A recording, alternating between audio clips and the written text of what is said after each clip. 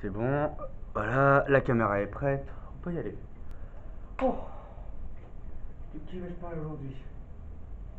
Alain Guiraudy, l'inconnu du lac. Je sens que ça va être long.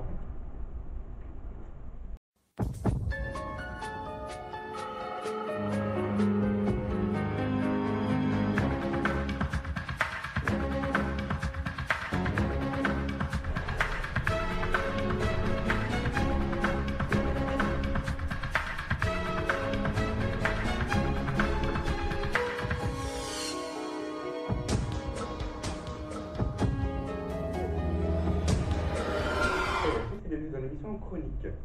Il a dit unique. Bref, le principe de l'émission est tout simple. Je parlerai de films et de séries, de films, de séries et de musiques qui n'ont pas le succès qu'ils méritent. Vous avez compris, c'est bien le principe de l'émission chronique. Bon, le mec qui est poussé, il prend ça dans la gueule, ok? Bref, aujourd'hui nous allons parler d'un réalisateur que j'adore, Alain Guiraudy. Donc, Alain Guiraudy, il est né le 15 juin 1964 à Villefranche de Rouergue. Mais ça, à la limite, on s'en fout, je vais pas vous raconter toute sa vie. Si vous voulez en savoir plus, Wikipédia est votre ami. Ce qui nous intéresse le plus, c'est sa filmographie. Nous pouvons commencer, bien évidemment, avec son plus connu des films, Voici venu le temps, qui est une comédie dramatique racontant la traque d'un tueur, d'un gangster et de plein d'autres personnes malveillantes. Nous avons aussi Tout droit jusqu'au matin, qui est un court-métrage de 11 minutes qui raconte l'histoire d'un veilleur de nuit qui poursuit un tagueur dans la rue d'un village en commentant les difficultés de sa propre existence. Les Rois de l'évasion, qui est une comédie dramatique slash aventure. Un gay rencontre une ado qui n'a pas froid aux yeux. Ils virent de bord pour chasser par tous, ils bravent tous les dangers pour vivre cet amour interdit. Ils finissent par créer un drôle de couple. Bon, chez nous on appelle ça de la pédophilie. Mais bon, après appelez ça comme vous voulez, hein. L'inconnu du lac, qui est très intéressant, donc c'est un drame policier qui se passe au moment de l'été, et ça raconte l'histoire sur un lieu de drague pour hommes, caché au fond d'un lac. Franck tombe amoureux de Michel, un homme beau, puissant, musculeux et mortellement dangereux, et Franck le sait, mais il veut vivre cette passion. Donc ce film, on peut en parler vu qu'il a gagné un prix Un certain regard. Il a été nommé aussi pour le César du meilleur réalisateur, le César du meilleur scénariste et le prix de Luc. Et non, c'est pas le prix de lui du cul, non, pas du tout. Wow, putain, comme ce qu'il en a eu les prix. Wow. Les dénominations surtout pour gagner la palme, un certain regard, le César du meilleur réalisateur et le César du meilleur scénariste, en plus ça le prix du Puy de Luc. Faut le faire quand même, hein.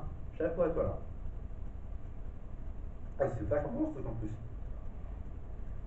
Bref, pour tout de suite, on va parler d'un de ces films qui est vachement connu, L'inconnu du lac. C'est exactement de ce film dont nous allons parler aujourd'hui. Donc, pour ceux qui l'auraient déjà vu, ça va être un petit peu chiant pour vous, mais c'est toujours intéressant. Et pour ceux qui l'ont pas vu, je suis à la fois désolé et super intrigué.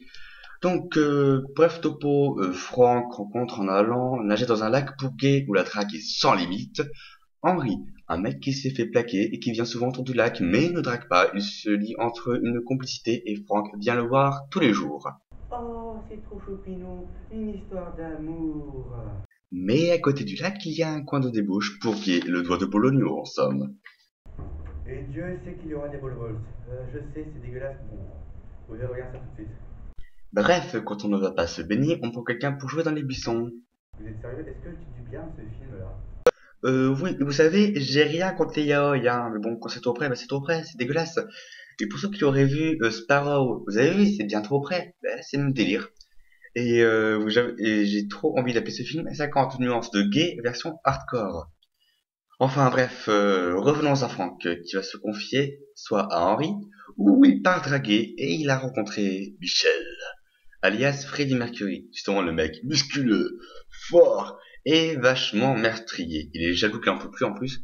Non mais sérieusement, la première fois qu'on voit ce mec, ben il noie son mec. Non, sérieux, je déconne, là, je dis bien ce film. Je vous rappelle que c'est une comédie dramatique et que dans ce film, depuis le meurtre de notre Queen nationale, il y a eu une enquête autour de ce meurtre, puis de la débauche, suivi d'une confession qui sont très révélatrices comme celle-ci. Donc, Franck, tu ne vois pas, putain, qu'Henri est amoureux de toi, bordel, la chiotte foutre de couilles de bite. Franck finalement décide de faire confiance à Michel. Vaste connerie. car Michel, excusez-moi, je suis perturbé, continue ses meurtres en commençant par Henri. Mais comme Franck a tout vu, son mec veut le buter, Best Hater Ever. Et ce film se finit sur ce plan.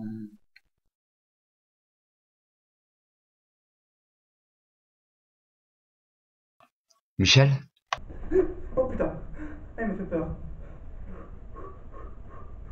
Oui, donc là, je vous ai juste montré un extrait audio avec une image de Franck Dodo, mais bon, voilà, j'avais pas trouvé l'image sur YouTube, ce qui est dommage.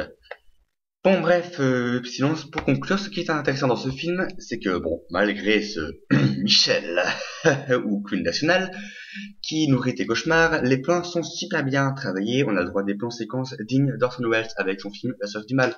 Et des coupures magnifiques. Le seul problème, c'est trop de tralala et trop près putain. Bref, allez voir ce film, il vaut largement le coup, vous pouvez le trouver facilement sur YouTube. Euh, comment vous dire que ça, l'histoire est super bien foutue, malgré le côté un petit peu trop yaoi, mais allez-y. Franchement, allez-y. Sur ce, salut.